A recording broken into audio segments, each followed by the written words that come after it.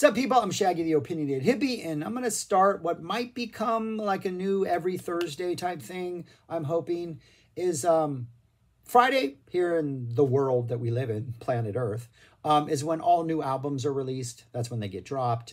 And I like to read, like, I have a number of websites that let me know all the new albums that have been released, and I'll, bands I'm familiar with, I'll check out. And then I usually will read a bunch of reviews and try to find something I'm like, haven't discovered before and try to like expand my musical experience.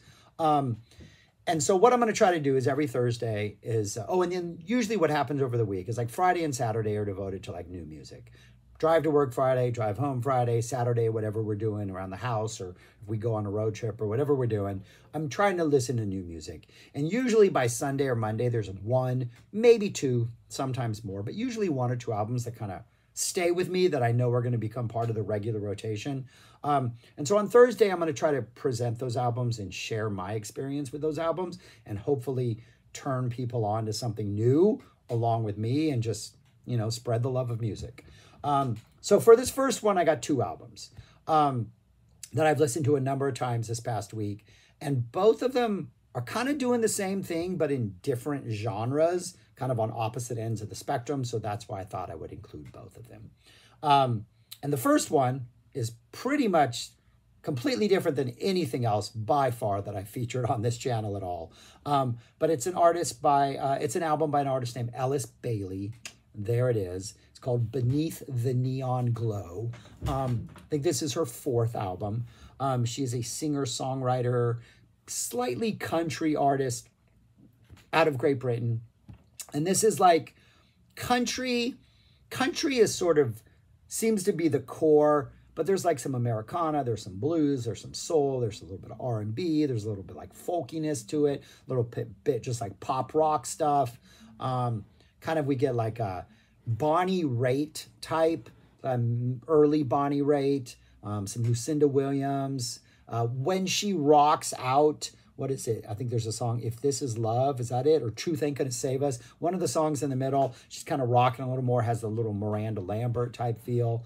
But she has an incredible voice, but it's more of a lower register, just kind of a nice, solid storytelling voice. And she uses his voice not to go on these crazy runs or do these crazy things vocally, but to just convey these lyrics that are pretty well-written lyrics, that are, pretty engaging, nothing mind-blowing, but solid lyric writing, solid songwriting, 10 songs on the album. Each of the songs are kind of going somewhere a little bit different. You got like the first song is probably one of the more country things on here. Then the second song, which is the reason I'm hooked on this album, the second song has more of a Drive-By Truckers, Mike Cooley type acoustic storytelling vibe. There's a little stuff like 1972, kind of catchy, little like country pop type stuff, but also a little retro vibe in there. You got some like more ballady stuff, some acoustic stuff, some country rockers. Like we're all over the spectrum, but every song is kind of bringing forth a little bit something different, but they're all really good. Her lyrics are great, and her voice is just like confident and solid, and just like it's got character, it's got personality. But opens up with like Enjoy the Ride, which is just like a straight kind of upbeat, fun country tinge song. But the second song, Ballad of a Broken Dream, is it's the thing that hooked me on this album.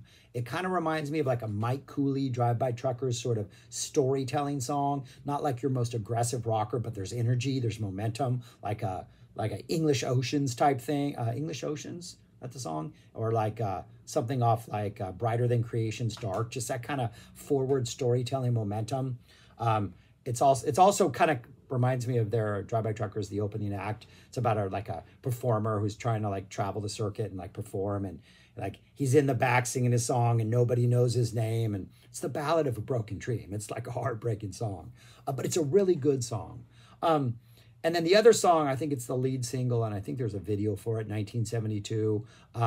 It's about living in 1972. I was only 2 in 1972, but I'm pretty sure the house we lived in did not change until the 80s. So it always looked like 1972 with the shag carpet. We had one of those sunk in little things in our living room that you could sit in. But this song, 1972, it's I know she wasn't alive back then because she's probably in her late 20s, early 30s. But it's an absolutely fantastic song. There's like a Miranda Lambert type rocker in the middle of this. Some nice kind of almost low-key funky things on a couple times. But it's a really, really solid listen. And if you like that Bonnie Raitt type stuff, a little Lucinda Williams, a little bit of country in there, a little bit of Americana, some interesting lyrics, I recommend this album. I think it's a pretty good album.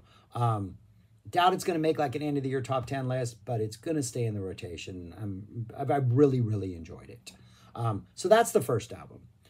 The second album that I've been listening to a lot, a band that one day I will probably tackle their discography, but because this is their 29th studio album, I'm probably not going to do that for any time soon. But it's the Osees, or Osees, no longer the Osees or any variation of that. The Osees' newest one, there's the cover, Sources 80, Sorks 80, SORCS 80, SORCS 80. And this is a really, really interesting album. So I listened to it first time I listened to it, just absolutely loved it. It's definitely it's got a punky attitude towards it. And whereas the Elles Bailey album is kind of her taking all these sort of country subgenre and kind of mixing everything in this healthy mix of Americana-ness, this is a very punk vibe, but we got some post-punk elements like The Fall, a little bit of like Gang of Four seeping in there, a little Wire action. We got some like Flaming Lips type, more like proggy type indulgences. But we got all of these really cool sort of post-punk elements, some slightly psych elements, in just this Osees type. I mean, just like bare bones, guitar, bass driven garage rock songs. And the interesting thing about this is there's no electric guitars, which I listened to it once and absolutely loved it. And then it never really clicked on me that there were no electric guitars, especially because the first song, Look at the Sky, is probably the punkiest thing on here. It's probably the most like, almost doesn't sound like everything else because everything else really has these really awesome melodies, these awesome hooks, these great grooves, some great bass playing. A lot of like, oh yeah, this very much has a Fall energy, or this very much kind of sounds like the Gang of Four, or I'm getting like Flaming Lips vibes. Like all of these bands, like you get elements of that throughout, but they're doing it with the drums and bass, which are driving almost every song.